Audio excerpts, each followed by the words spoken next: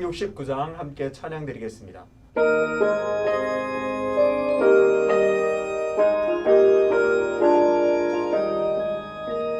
선한 목자 되신 우리 주 항상 인도하시고 그는 풀밭 좋은 곳에서 우리 먹여주소서. 선한 목자 의세 주여 항상 인도하소서. 선한 목자 의세 주여 항상 인도하소서. 양의 문이 되신 예수여 우리 영접하시고 길 잃은 양의 문이 항상 인도하소서. 선한 목자 의세 주여 기도 들어주소서. 선한 목자 의세 주여 기도 들어주소서. 일찍 주의 뜻을 따라서 살아가게 하시고 주의 크신 사랑 베푸사 살아가게 하소서. 선한 목자 의세 주여 항상 인도하소서. 선한 목자 의세 주여 항상 인도하소서.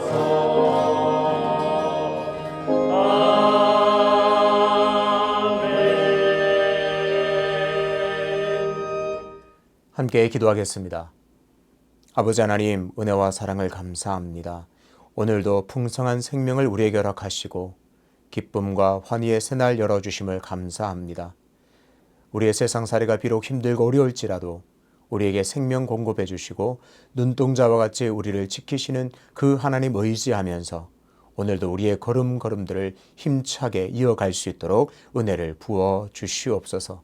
우리가 늘 고백하기를 하나님 외에는 사모할 자 없으며 기댈 자가 없고 의지할 자 없다는 고백 올려드리오니 오늘도 우리를 붙잡아 주시고 긍휼히 여겨주셔서 선한 길로 인도하여 주시옵소서.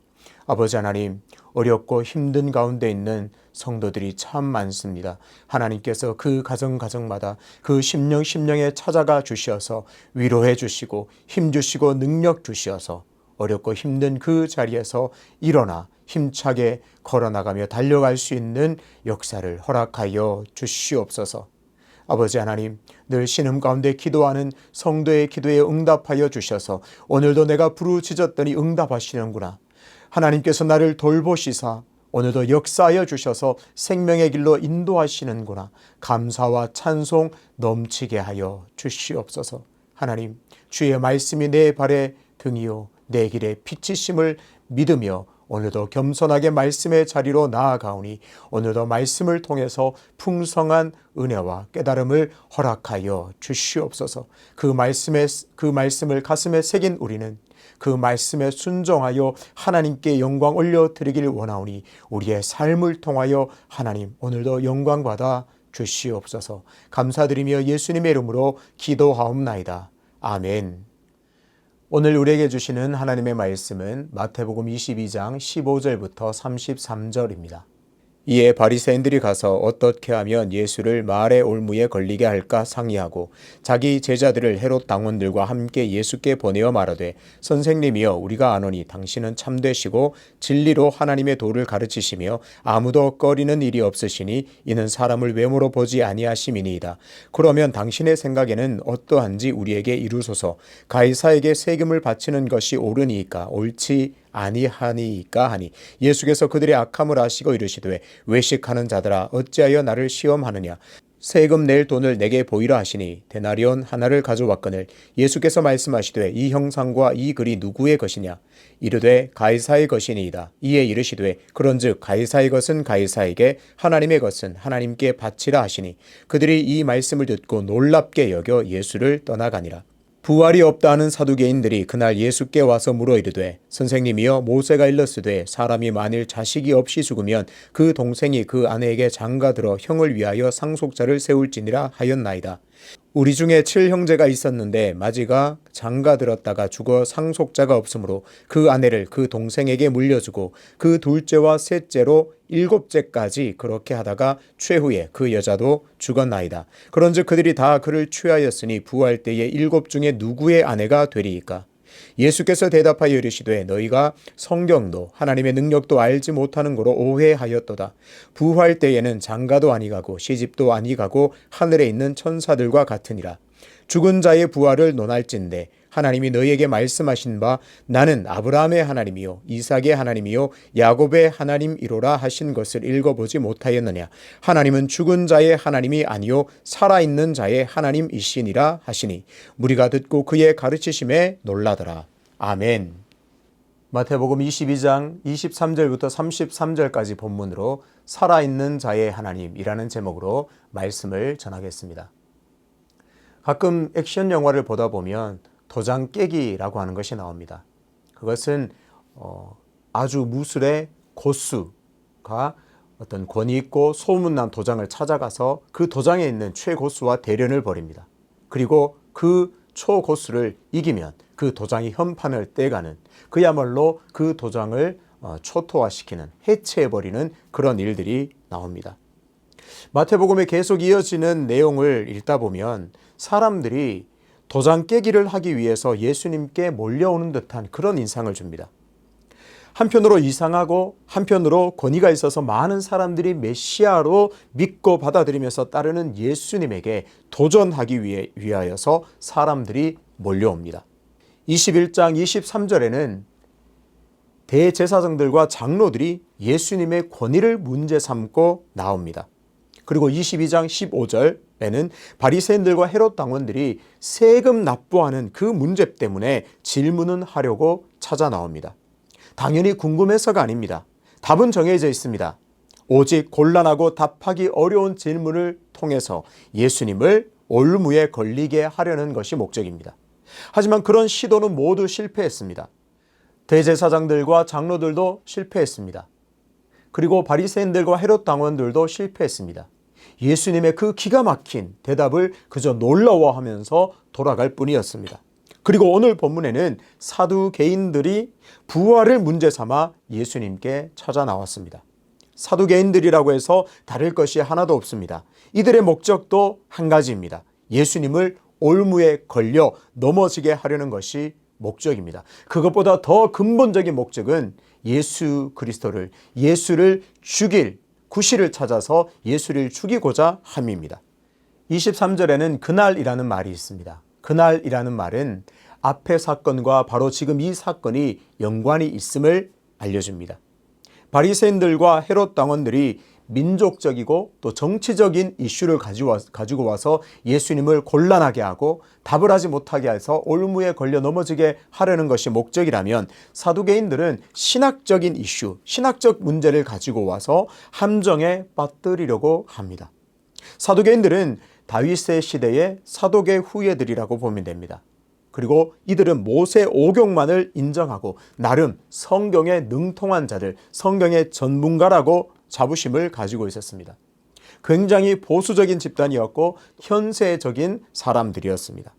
사내들인 공회원이었기 때문에 부와 명예를 다 가진 자들이었습니다. 그래서 이들은 내세에 대한 기대나 그런 소망이 없었습니다. 왜냐? 지금 내가 잘 먹고 잘 살고 명예를 가지고 있고 부와 명예를 다 누리고 있기 때문에 내세에 대해서는 별 관심이 없었습니다.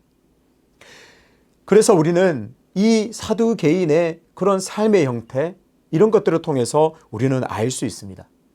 아굴의 기도가 생각납니다. 하나님, 나로 너무 가난하게도 마시고 너무 부하게도 말게 해 주십시오. 너무 가난해서 도둑질하거나 나쁜 일을 해서 하나님의 영광을 가리가 두렵고 또 너무 부유해서 하나님을 잊어버릴까 염려됩니다. 그러니 하나님, 나를 너무 가난하게도 마시고 너무 부하게도 마십시오. 그 아굴의 기도가 떠오릅니다. 맞습니다. 사람이 너무 넉넉하면, 너무 모든 것이 풍족하면 참 소중한 것 잊어버릴 때가 참 많습니다. 그러니 오늘 이 사두개인의 삶의 형태를 보면서 하나님, 정말 내가 비록 가진 것이 없고 상황이 어렵고 힘들 때일수록 더욱 하나님이 다시 오시고 재림하시고 내가 부활할 날 기대합니다. 그 부활 신앙 가지시고 힘내시는 여러분 되시기를 축복합니다. 이들 사두개인들이 예수님을 곤란하게 하려고 문제 삼아 가지고 온 것은 바로 율법에 나온 수혼법입니다. 수혼법이라고 하는 것은 어떤 사람이 아내가 자식이 없이 죽으면 과부가 된 그 아내를 위해서 형제 중에 한 사람이 결혼을 해서 이 기업을 이어갈 수 있도록 만든 그런 법입니다. 수혼법의 취지는 아주 분명합니다. 당시에 사회적 약자로 취급받던 또 여자인데다가 또 심지어 남편도 없는 그 과부는 정말 살아갈 일이 막막했기 때문에 그 과부로 하여금 여인으로 하여금 살아갈 수 있는 길을 만들어 주기 위해서입니다. 극단적인 예를 갖고 옵니다. 우리 중에 7 형제가 있는 사람이 있는데 그 마지가 어떤 여자하고 결혼했습니다. 그런데 이 마지가 아들이 없이 죽었습니다. 그래서 둘째를 결혼하게 하고 셋째를 결혼하게 하고 7째까지 다 그런 식으로 결혼하게 해서 이 아들들이 다 죽고 결국 이 아내도 죽었습니다. 그러면 부활이 있다고 하는데 부활 때 이 아내는 도대체 누구의 아내가 되겠습니까? 이런 질문을 내놓았습니다. 아주 극단적인 예죠. 부활 때에 7 중에 누구의 아내가 되리일까? 우리는 성경에 이런 얘기를 많이 들어서 이 이야기를 스토리를 알기 때문에 그거 예수님께서 이렇게 답하실 거야 예상하고 듣지만 우리가 이 예수님의 대답을 모르고 성경을 정말 처음 이 내용을 접한다고 가정하고 본다면 이것은 정말 답하기 어려운 문제입니다. 그러네. 정말 도대체 누구의 아내가 될 것인가? 도대체 어떤 사람이 이 아내의 남편이 될 것인가? 상당히 곤란한 문제가 됩니다. 어려운 문제입니다. 답하기 어려운 문제입니다. 그래서 사두개인들은 이 부활 문제로 이 수혼법 7형제가 다 죽고 난 다음에 이 수혼법을 가지고 예수님을 어렵게 하고 또 예수님을 올무에 빠뜨려서 넘어지게 하겠다 자신만만하고 위풍당당하게 나왔을 겁니다. 그런데 예수님의 대답은 전혀 달랐습니다. 이렇게 대답합니다. 사두개인들이요, 너희가 오해했다. 이렇게 말합니다. 그 앞에 단서가 있는데요. 성경도 하나님의 능력도 알지 못하기 때문에 오해했다. 이렇게 말합니다. 오해했다는 말은 길을 잃었다는 말입니다. 사두개인들이요, 너희가 하나님의 능력도 모르고 성경도 몰라서 길을 잃었구나. 이렇게 대답하세요. 예수님의 이 말씀은 사두개인들에게는 그야말로 치욕적이고 모욕적인 말입니다. 사두개인들은 제사장의 계열이고 그 제사장들의 후예며 또 그 율법이나 하나님의 말씀에 대해서 정말 지극히 잘 안다고 생각했는데 너희가 성경도 모르고 하나님의 능력도 몰라서 알지 못해서 오해했구나, 이런 말을 들으니 화가 났을지도 모르겠습니다. 예수님께서 이렇게 말씀하세요. 이어서 부활 때에는 장가도 아니 가고 시집도 아니 간다. 그리고 하늘에 있는 천사들의 존재와 같이 된다. 이렇게 말씀하십니다. 핵심은 뭘까요? 부활 때의 그 삶의 원리와 질서는 이 세상과는 너무나 다르다. 그렇게 알려주셨습니다. 우선순위가 다 해체되고 새로운 질서, 그렇게 새로운 질서가 세워지는 세계라 예수님께서 그렇게 말씀하십니다. 예수님께서 방금 사두개인들에게 너희가 성경도 모르고 하나님의 능력도 알지 못해서 오해했다 이렇게 말씀했죠. 그리고 31절에서 구약에 바로 이런 부활에 관해서 하나님께서 말씀하셨다 이렇게 알려주십니다. 그것은 출애굽기 3장 6절을 인용하시면서 말씀하시는데요. 이렇게 말씀합니다. 나는 아브라함의 하나님이요 이삭의 하나님이요 야곱의 하나님이라고 하신 그것을 너희가 읽어보지 못했느냐 이렇게 말씀하세요. 그리고 이어서 하나님은 죽은 자의 하나님이 아니라 살아있는 자의 하나님이라 그렇게 말씀하십니다. 도대체 왜 나는 아브라함의 하나님이요 이삭의 하나님이요 야곱의 하나님이라 이 말씀이 부활과 연결되는지 도무지 알 수가 없습니다. 어떻게 이 아브라함의 하나님, 이삭의 하나님, 야곱의 하나님이라고 하는 이것이, 이 말씀이 부활과 연결되지 질문할 수 있습니다. 맞습니다. 그 질문은 아주 좋은 질문입니다. 당연한 질문입니다. 도대체 왜 출애굽기 3장 6절에 이 말씀이 부활과 연관되어 있는가? 성경을 잘 안다고 자부하면서 너희가 이 출애굽기 말씀을 알지 못하느냐? 이 말씀이 있는데 너희는 도대체 왜 부활이 없다고 하느냐? 책망하고 계시거든요. 그렇습니다. 모세 당시에 아브라함, 이삭, 야곱은 모두 죽었습니다. 생존해 있는 사람들이 아닙니다. 그러면 하나님께서는 이렇게 말씀해야 맞습니다. 논리상 아브라함의 하나님, 이삭의 하나님, 야곱의 하나님이었다. 그런데 모세 너의 하나님도 되어주겠다. 이것이 논리적으로 맞습니다. 그런데 하나님은 현재 시제로 말씀하십니다. 나는 아브라함의 하나님이요, 이삭의 하나님이요, 아브라함의 하나님이다. 지금 그들의 하나님이다. 이렇게 말씀하세요.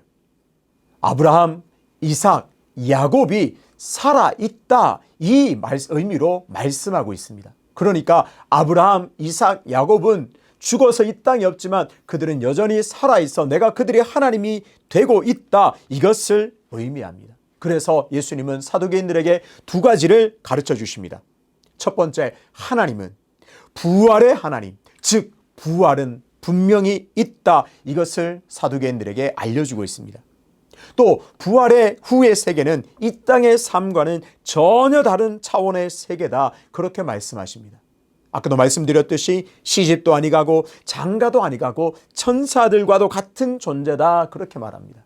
이 말씀을 좀 더 구체적으로 풀어보자면 사두개인들 너희들은 지금 이 땅에서 형제 7이 있었고 아내도 그렇게 죽고 형제들도 다 죽었는데 다시 부활 때에 누구의 아내가 되고 누구의 남편이 되는가 이것이 중요한 것 같은데 그때는 그것이 중요하지 않다. 더 중요하고 가치 있고 정말 귀중한 것들이 다시 있다. 이것을 말씀해 주고 있습니다. 여기서 수혼법을 다시 한번 짚고 넘어가겠습니다. 성경에 보면 수혼법이란 율법이 있고 그 수혼법을 지킨 일들이 몇 군데 나옵니다. 그런데요, 대부분 이 수혼법을 기업물을 당사자가 된 그 사람이 이 법을 잘 지키려고 하지 않습니다. 보아스와 루스의 경우도 보아도 그렇습니다. 보아스가 기업물을 자의 후보가 되었지만 보아스는 다른 나보다 앞선 사람이 있다. 그 사람에게 먼저 물어보아야 된다. 그렇게 말합니다. 그런데 그 사람은 결국 그 룻을 아내로 맞아서 자신이 그 여인의 기업 물을 자가 되는 것을 거절했죠.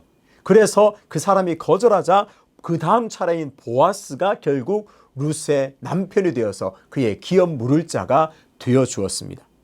왜 그럴까? 왜 사람들이 이 기업 물을 자라는 그 수혼법의 율법을 잘 지키지 않았을까?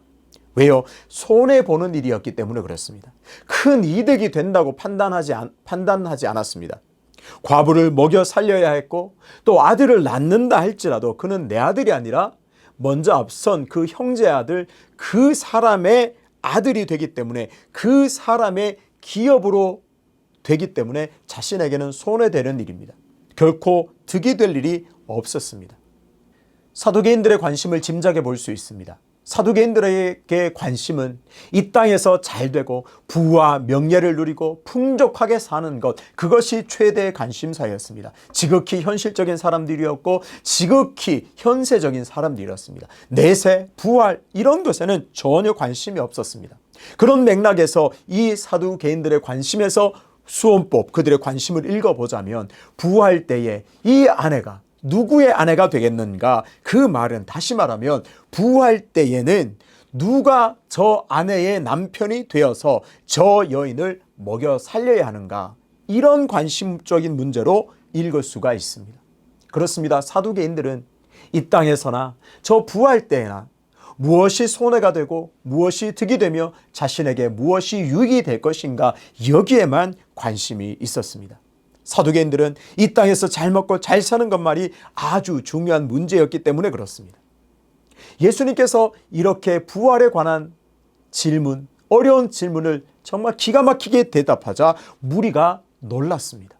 마지막 절 무리들이 놀랐다고 하는 이 말이 저는 씁쓸하게 느껴집니다. 왜 그런가요? 무리들은 놀랄 따름이었습니다.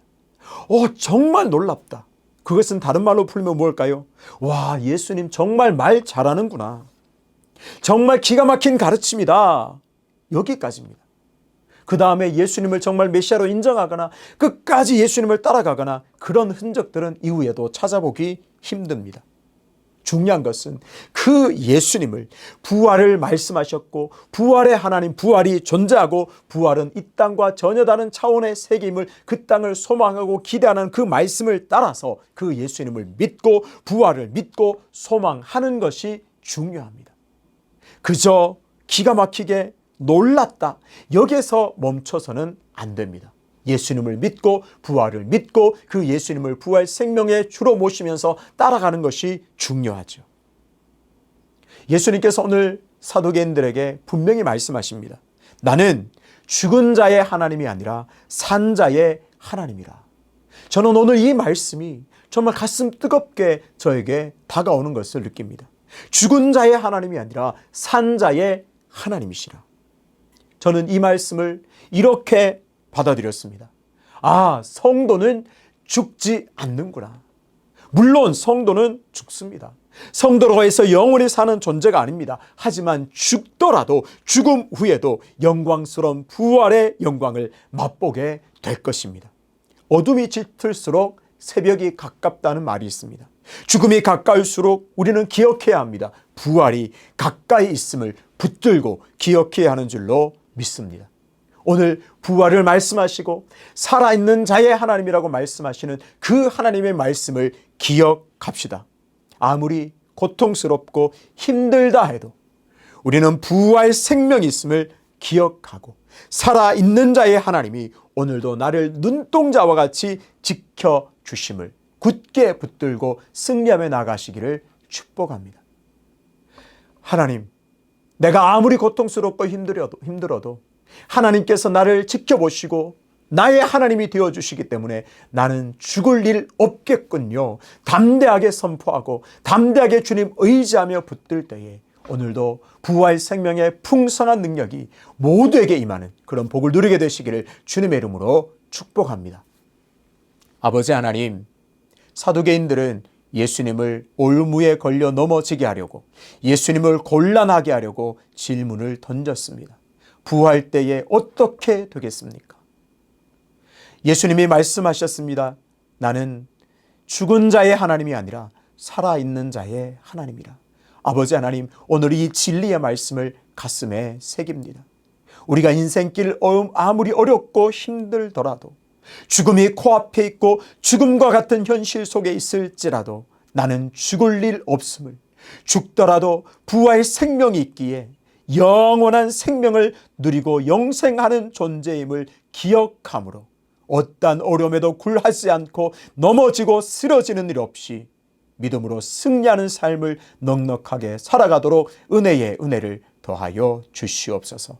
연하여 주님 가르치신 기도로 기도하오니 하늘에 계신 우리 아버지, 아버지의 이름을 거룩하게 하시며 아버지의 나라가 오게 하시며 아버지의 뜻이 하늘에서와 같이 땅에서도 이루어지게 하소서. 오늘 우리에게 일용할 양식을 주시고 우리가 우리에게 잘못한 사람을 용서하여 준 것 같이 우리 죄를 용서하여 주시고 우리를 시험에 빠지지 않게 하시고 악에서 구하소서. 나라와 권능과 영광이 영원히 아버지의 것입니다. 아멘.